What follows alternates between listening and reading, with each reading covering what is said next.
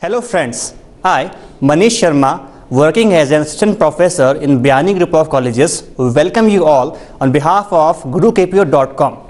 Presently, I am going to deliver a lecture on the process of communication. Although it is very easier to define that thing, the meaning of communication and its process. But the biggest question arises, how to communicate or what should be the right process of communication. So today I will be discussing all those aspects of communication by which a normal human being or a business analyst can be communicated very easily, very effectively. So the process starts with a very common thing, and that is called the idea or the message. What is idea?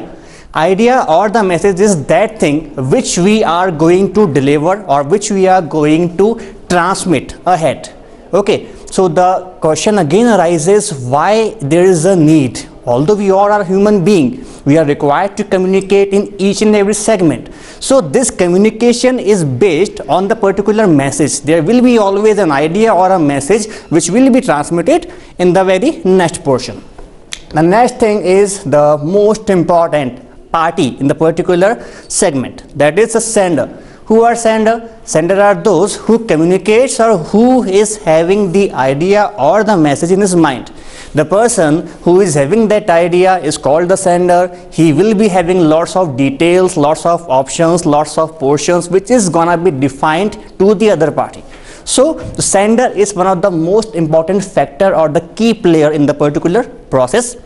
Next is encoding of the message. When there is a message, there is also a need to encode the particular message, because if a raw message is going to be sent by any kind of individual, there will be no values, there will be no use of that message.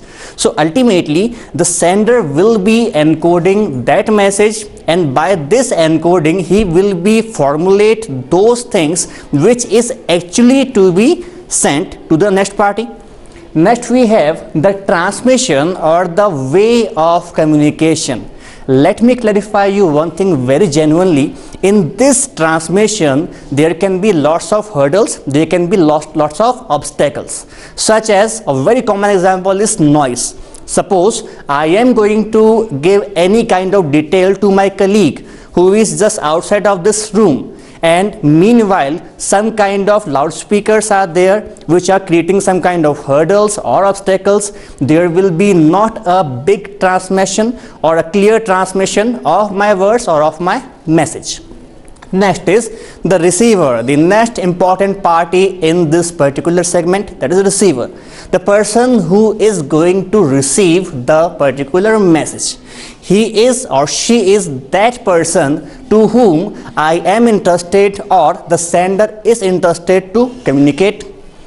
Next is decoding of the message. As the message was encoded, it is required to be decoded and this work will be performed by the decoder or the receiver. The decoder is that person, the receiver is that person who will be understanding that message in or his own interpretations. The next one and the last one is feedback. Now the feedback is one of the most important factor again in this segment. Why it's so? Because when we are receiving any kind of message and we are not giving a proper review or a view or a particular feedback on that, there is no use of that kind of particular message. So the process is very easy, the process is very much obvious, but it is required to be understood in the very well mannered. Thank you for listening me in this video. For more videos you can log on to www.gurukpo.com.